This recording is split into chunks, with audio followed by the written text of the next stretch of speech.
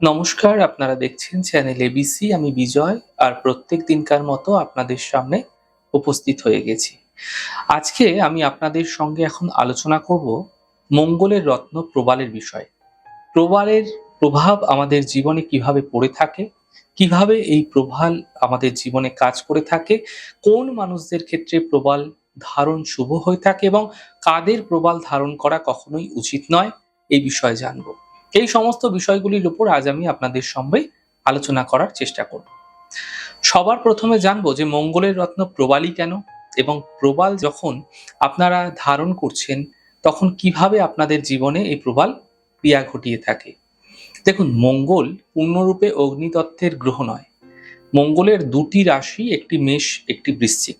বৃশ্চিক জলতত্ত্ব প্রধান রাশি এবং মেষ অগ্নিতত্ত্ব প্রধান রাশি। মঙ্গলের মধ্যে কিছু অংশ অগ্নিতত্ত্ব থাকে এবং এর মধ্যে কিছু অংশ জলতত্ত্ব হয়ে থাকে। প্রবাল সাধারণত তিন প্রকারের হয়ে থাকে: লাল প্রবাল এবং সাদা প্রবাল, শ্বেত প্রবাল, এবং তার সঙ্গে সঙ্গে অরেঞ্জ কালার বা কমলা রঙের প্রবাল দেখতে পাওয়া যায়। লাল প্রবালকে ইটালিয়ান প্রবাল বলা হয় এবং কমলা প্রবালকে ইন্ডিয়ান প্রবাল বা দেশি প্রবাল বলা হয়ে থাকে। লাল প্রবাল উগ্র স্বভাবের হয়ে থাকে এবং এই প্রবাল দুর্বল মঙ্গলকে মজবুত করতে ব্যবহার করা হয়।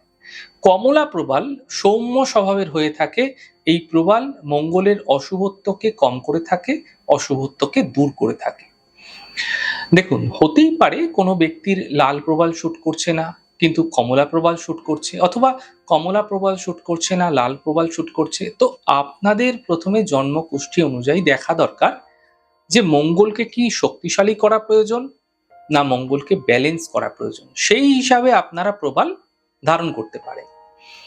এখন আলোচনা করব, যদি আপনি প্রবাল ধারণ করছেন এবং প্রবাল আপনাকে ফায়দা দিচ্ছে, তো কোন ধরনের ফায়দা, কোন ধরনের লাভ আপনারা মিলতে দেখতে পাবেন।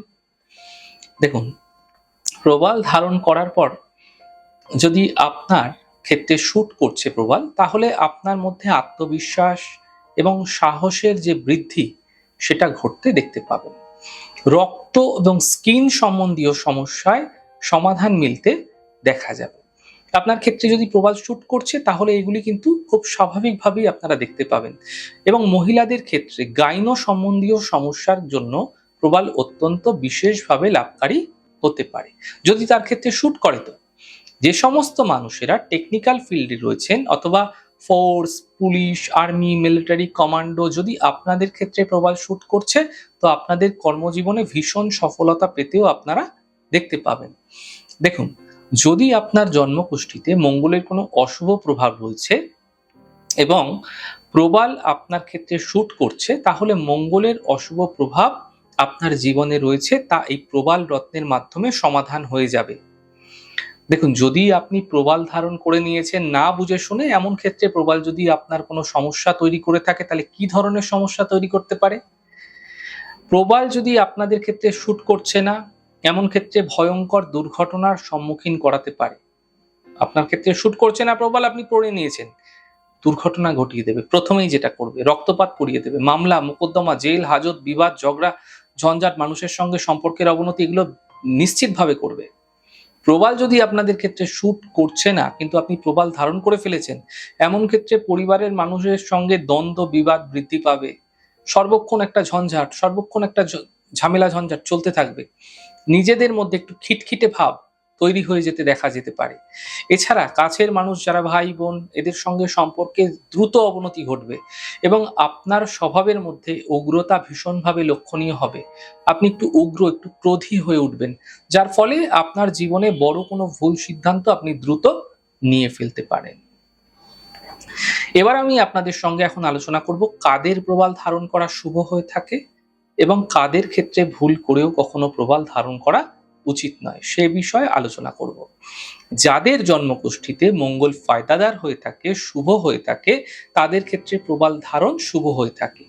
মেষ লগ্ন, কর্কট লগ্ন, সিংহ লগ্ন, বৃশ্চিক লগ্ন, ধনু লগ্ন এবং মীন লগ্নের মানুষদের ক্ষেত্রে প্রবাল ধারণ অত্যন্ত বিশেষ শুভ ফলদায়ী হয়ে থাকে।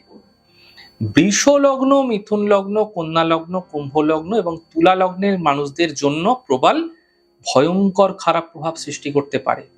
বড় ধরনের কোনো ক্ষতির সম্মুখীন আপনাদের কিন্তু করিয়ে দিতে পারে।